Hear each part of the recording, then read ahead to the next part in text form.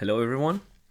I am still going over my own WTC games, and I've gotten to game number 4. At this point, it was day 2, and we had been matched up against the Welsh team, one of the teams that I had actually seeded myself. Based on lists, I had seeded to have a top placement.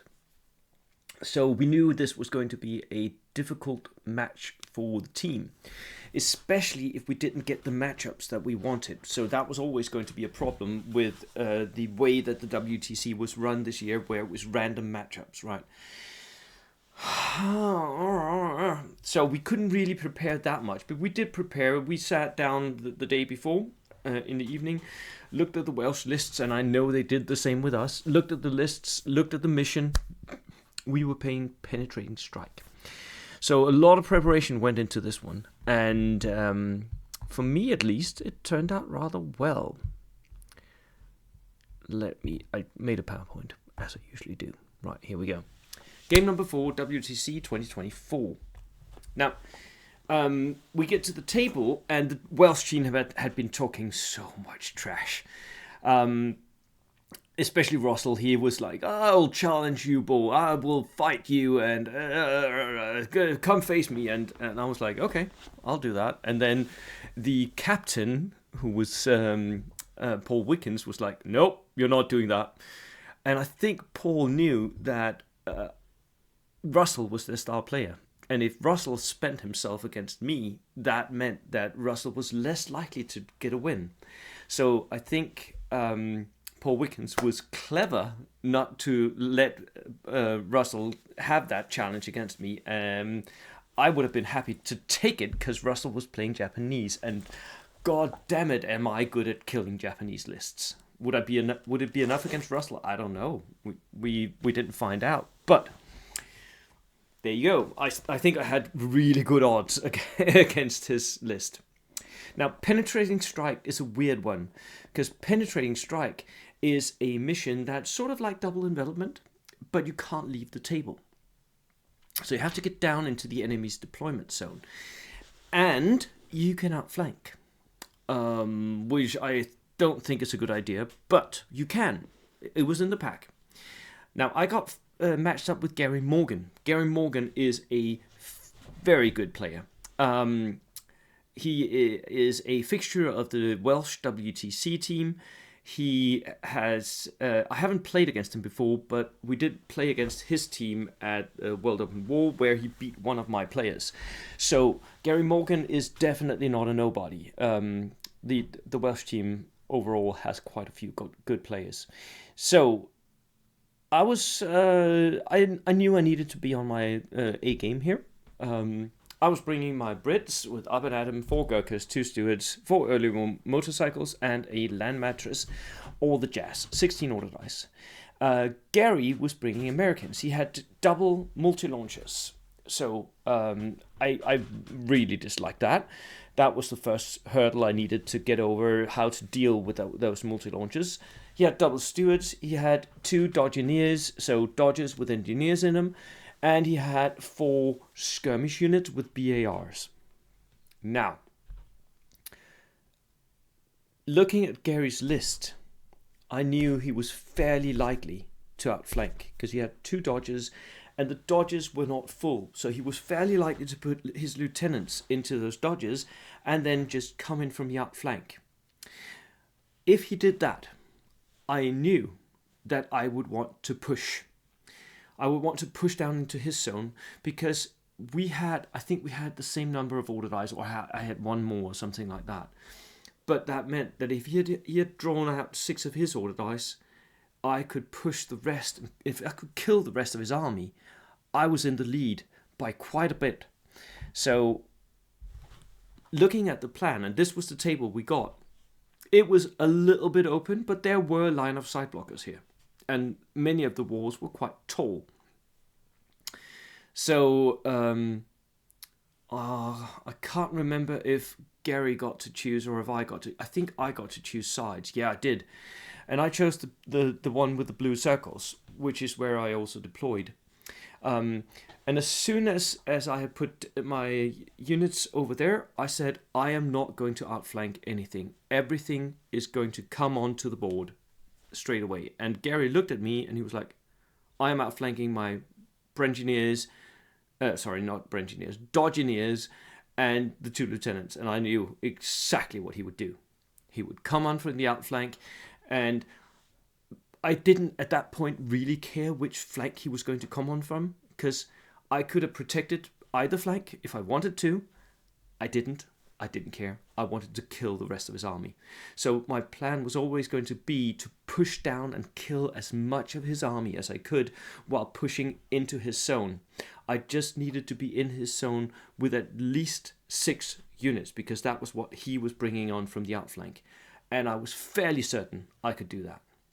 So I deployed with his multi-launchers in mind, behind line of sight blocking terrain, behind this house, behind that forest, here behind high walls, and here behind, this was ruled by the TO to be forests. These fields, so they were dense terrain, so I could deploy behind that. And Gary deployed his multi-launchers in the center, where he had as much line of sight as he could possibly get. It wasn't enough. He also deployed a few units behind this forest here. He had a jeep of some sort, a recce jeep, and he deploys skirmishers around here. So he spread out a bit. I was really happy about that, because if you spread out against Gurkhas, especially against mobile Gurkhas, I can push one flank of you and just rush everything there. And once I saw where he was going to push in his stewards, I could then move away from that and just kill the rest. So I was, again, very, very confident that my plan here would work. And it really did. It really did.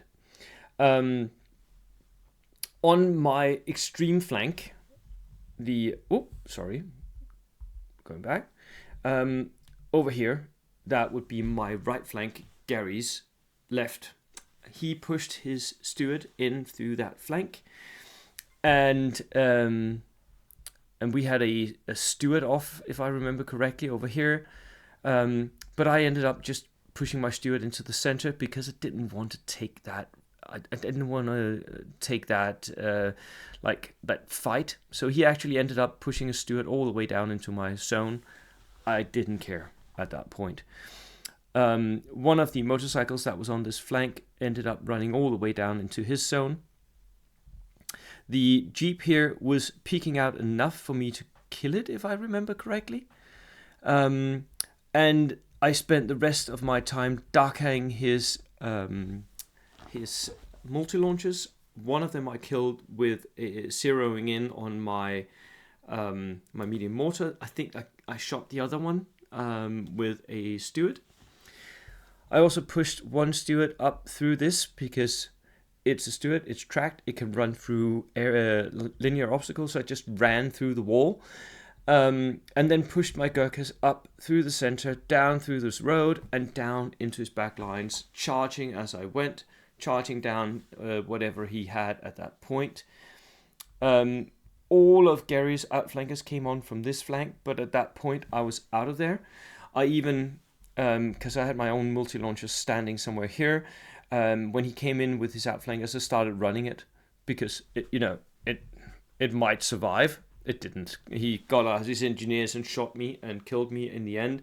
But you never know. It might have. And I think the only thing that ended up, I had a few units that ended up in the center of the board.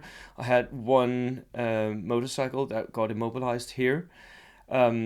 So that was just sitting there on ambush. And the rest of my units, all of them, most of them at least, pushed down into Gary's zone, which he couldn't really stop. He was fighting against my army with 800 points, and I was pushing all of my army into his. So it was never going to go well. So what decided this game? Well, for me, I think I chose the right side again. I chose a side where I had lots of line of sight blockers, which is what I'll typically want. especially when facing multi-launchers or howitzers. So I chose the right side. I counted his outflank and his fixed units and decided he's never going to win using outflank. So I was never worried about that outflank. The only thing that could worry me was if Gary decided, you know what, I'm going to drop the outflank and just move in from one flank and kill some of Bull's units. That might actually have changed things up a bit. But as it was, he was never going to catch up to me. I had a 2-turn kill, which was kind of lucky. So my medium mortar shot for 2 turns, and on the second turn I got the 5, which was very lucky to kill one multi-launcher. Did I make mistakes? I made one mistake, and Gary was nice enough to say that I was very gentlemanly about it. I forgot my artillery bombardment. It had no effect on the game, and I forgot it for 3 turns, and at the end it never came down. I simply forgot it. I had fired it at his Stuart on my extreme right, your left, but I just completely blanked out. It might have slowed down his Stuart, or might even have killed it, but you never know. So I think that was a mistake, a slight one. It had no difference. It didn't really make a difference for me, and did not decide the game at all. So in that respect, it wasn't a game changing. Did Gary make mistakes? Well, he went all in on the outflank, and I think the Welsh had decided to do that in advance, because most of them did. They put a lot of their units in the outflank and they just rushed them in from one side.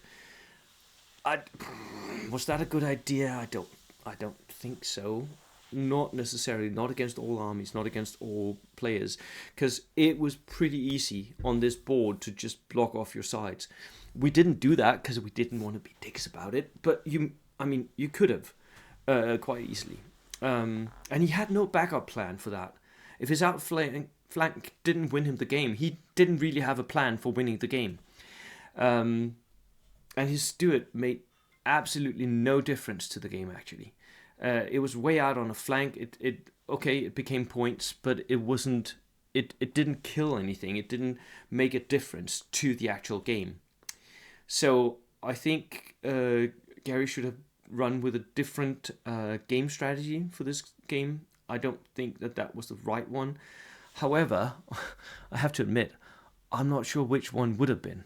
I think this game was always going to be a loss for Gary. Because I knew what I was doing, because I had a plan. Against the Gurkha player without a plan, yeah, you might win. But against the Gurkha player of my caliber and with a plan, that's not going to. It's going to be a difficult ask to win that game. So I won the game, and I went and I looked at the other players, and unfortunately, we lost the round. And that came down to a single decision by a single player who was on ambush, waiting for Russell to bring on his reserves from the outflank, and then drove in front of his own ambush. God damn it. He pushed a vehicle in front of his own ambush. And I saw him do it. And Russell said, I think I just lost the game. Russell said, I think you're right. And I was like, yeah, you are. And that was just an amazing moment, really cool moment, because I knew we had lost the round on that one move. So we lost the round against the Welsh. Wasn't happy about it, but they were a great bunch, and we went out partying with them late Sunday night, and it was great. I really like them. They're really cool people, and great drinkers, by the way. And god damn it, can they eat pizza? The pizzas they were ordering were like family-sized pizzas, one for each. But they couldn't even finish that. But I think they were happy winning against us. I think they had hope for that. So yeah, I really wanted to take that win. That was our one chance of getting some metal back home, I think.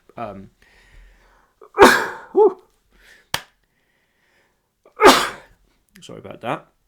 Right. So having lost the round here, I knew we might actually still take third, but it was going to be a tall ask now because we were being pushed down. So, yeah, we needed a few more wins now, and we were going to try and get them. See you next time. Cheers.